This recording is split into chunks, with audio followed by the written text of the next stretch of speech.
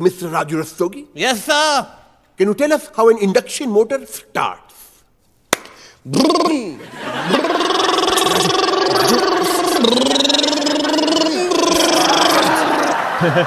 अगर आप इंटरव्यू या एग्जाम में ऐसा जवाब देकर आओगे तो रिजेक्ट होना तय है। चलिए अब हम समझते हैं इस इम्पोर्टेंट क्वेश्चन को, जो कि एग्जाम और इंटरव्यू दोनों के लिए जरूरी है। उसे आप कैसे आंसर करोगे? सबसे पहले मुझे कोई बताएगा वो दो कंडीशन जो रोटेटिंग मैग्नेटिक फील्ड के लिए जरूरी है।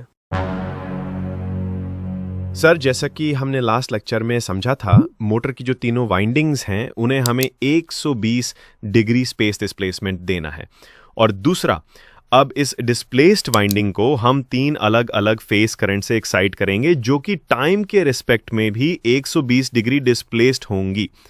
अगर हम ऐसा कर पाएं तो एक मैग्नेटिक फील्ड जनरेट होगी जो कि स्पेस में रोटेट करती रहेगी। With the speed of ns is equal to 120 f/p।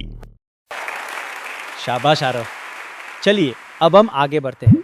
अब ये स्टेटर की rotating magnetic field stationary rotor के कंडक्टर्स को कट करने लगेगी, और जैसे ही कोई मैग्नेटिक फील्ड किसी कंडक्टर को कट करता है उसमें EMF इंड्यूस होता है। इसे हम Faraday's law of electromagnetic induction कहते हैं। E is equal to BLV sin theta, जहाँ ये V वो रिलेटिव स्पीड है जिससे रोटर और फील्ड घूम रहे हैं। अब जरा इस केज रोटर को ध्यान से देखो, तुम्हें एक एंड रिंग दिखाई देगी। ये एंड रिंग इन सभी रोटर बार्स को शॉर्ट करने का काम करती है। तो अब हमारे रोटर कंडक्टर में EMF है और एक शॉर्ट सर्किटेड पाथ भी मौजूद है, जिससे इन कंडक्टर्स में करंट फ्लो होने लगेगा। अब बच्चों बताओ, एक मूविंग मैग्नेटिक फील्ड है और एक L लेंथ का कंडक्टर है जिसमें I अमाउंट का करंट फ्लो हो रहा है, तो उस रोटर कंडक्टर पर क्या असर पड़ेगा?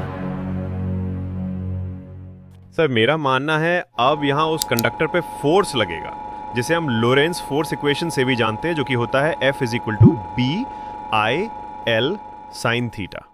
शाबाश आरो, बिल्कुल सही। अब जरा गौर करो, ये जो रोटर कंडक्टर्स में करंट फ्लो हो रहा है वो एक ऐसा मैग्नेटिक फील्ड बनाएगा जो मेन रोटेटिंग मैग्नेटिक फील्ड का विरोध करेगा। ये विरोध रिलेटिव मोशन को कम करने की कोशिश करेगा, इसलिए रोटर ऐसे घूमेगा कि वो रोटेटिंग मैग्नेटिक फील्ड की डायरेक्शन के साथ घूमना शुरू कर दे। यही कारण है कि रोटर स्टेटर मैग्नेटिक फील्ड की दिशा में घूमता है, ताकि दोनों के बीच का रिलेटिव मोशन कम हो जाए, यानी वो कॉज जिसके कारण EMF इंड्यूस हुआ था उसी का विरोध करेगा। इसी को हम लेंस लॉ कहते हैं। सर, क्या हम रोटर की डायरेक्शन के लिए फ्लेमिंग्स राइट हैंड रूल का भी इस्तेमाल कर सकते हैं? अरे नहीं आ रहा हूँ, यहाँ पर तुम फ्लेमिंग्स लेफ्ट हैंड रूल का उपयोग करके रोटर की दिशा जान सकते हो। याद रखो, Fleming's left hand rule motor के लिए होता है और राइट हैंड रूल जनरेटर के लिए। शुक्रिया सर।